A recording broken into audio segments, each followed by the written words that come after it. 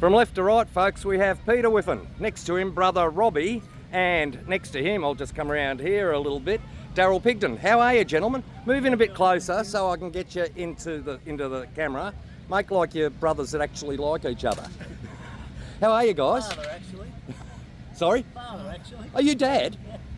Get out, are you? What's that? Jesus, he's led a better life than you, mate. I'm not going to do a take two. We're just going to continue on from here. Now, the reason that I've called you guys up against your better wishes and judgment, and smart move there, but bad luck, is this Ford that is behind you, Ford 9000, Louisville. Correct? Yeah. Correct. And it is how old? 1980 model. Oh, we'll start with you, mate.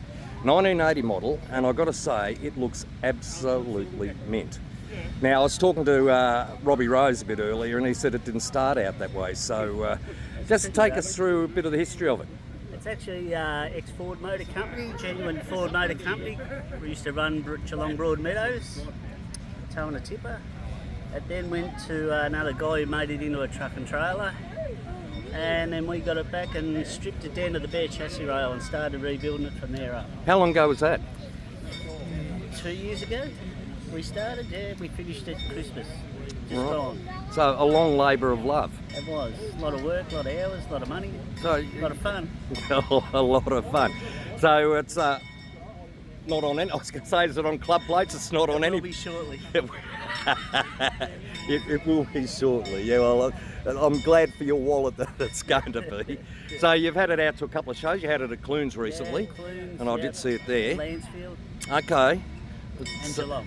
And there's a lot more to come. Hopefully. yeah, Beaufort's coming up next Beaufort's weekend. Next weekend, So hopefully I'll get there and we'll see it there as well. hopefully. So you did this all yourself? We did it all ourselves. Yeah. See now that was my segue, because I was waiting for you to say we, Yep. so that I can zoom around here to Robbie. So you had a part in this, old man. I was the gopher. Go and get this, go and get that. Pick up this, tighten up that. That was my job. I was the apprentice. You know, I did a job just the other day doing a flat pack for someone, right? And it took me 4.5 hours to put this bloody thing together. And it would have taken me 6 hours if I didn't have a gopher, who happened to be my wife, who passed me the nuts and the screws and all those little bits. So your role, Robbie, is super important, mate. I mean, you probably saved him 6 months in putting this together. Oh no, it was all fun. Right. Bit of bonding between the three of us. Right. Now, truckie? Yes, definitely. 60 years. Right. Just take off your glasses, mate. I want to see where the Botox is. You can put it back on now. Looks a bit older with them off. So, you're both truckies, as you were saying. Yep. Where'd you drive, Robbie? All over the state. A little bit of interstate. Who for, mate? Ourselves. Okay. Had your own business. Yep. What about you, Pete?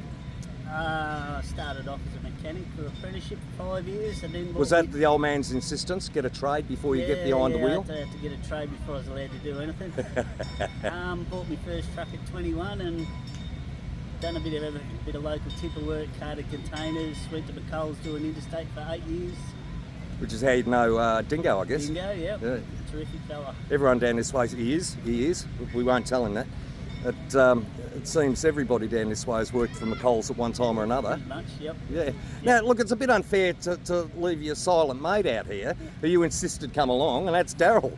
Daryl, how are you, mate? Yeah, good mate, thank you. Good. Did you have anything to do with this truck? A little bit. Yeah, a little bit. So, so I'll just get that around there. So, a little. What little bit did you do, my friend? The three of us, we all bounced ideas off one another on how to do stuff and best way to go around things, and that's the result right there. So Right. It is magnificent. The paint scheme. Any story behind that, or? We painted one in 87, I think we painted our first one, that colour, and we just stuck with it. There was a discussion early on. I wanted to do this one blue, and I got outvoted 2-1. Well, you got some blue on there, Had mate. to be club colours. And yeah. Who painted first, you or Dingo? He's had his painted before mine. Oh, fair enough. Any cues off him? No, not really. No, nice to see its independent thought. Gentlemen, it's a beautiful truck. It's great you're keeping history alive. It's great that you take it to truck shows, not only for the rest of the industry to enjoy, but the public at large. And it gives the public a different perspective on what trucking was compared to what is. If you put this up next to one of these big bangers over here, she looks like a bit of a tiddler, but by geez, they were king of the road, weren't they, in their day? Yeah, they were a big truck. Yeah, and reliable. And In reliable. the day, he had one similar to that.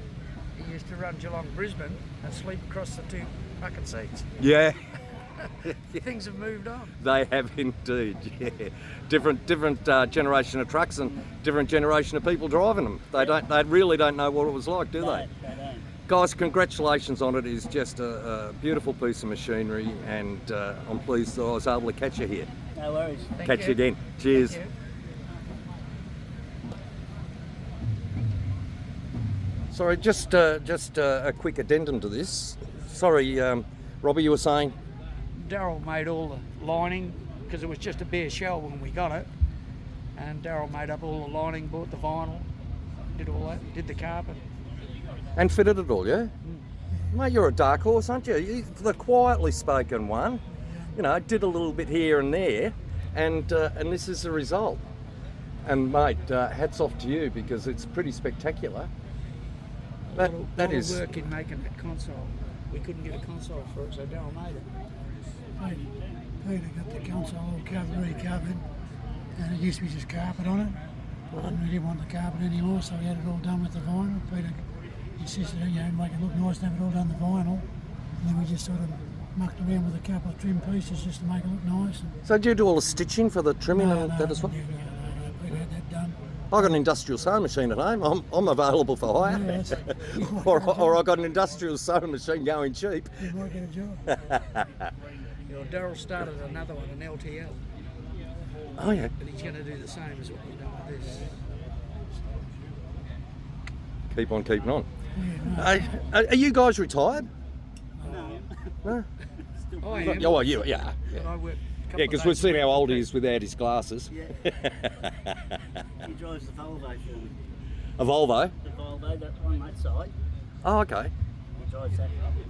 Volvo must be doing something right. They only just get pipped at the post by Kenworth each year.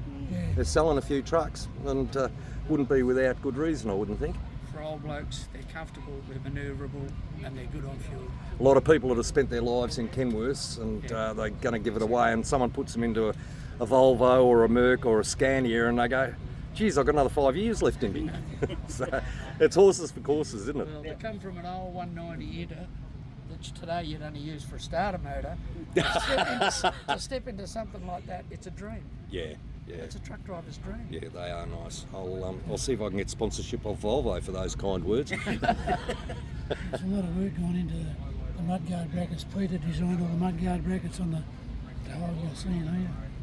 All the mudguard brackets mounted off the Ryco in the centre.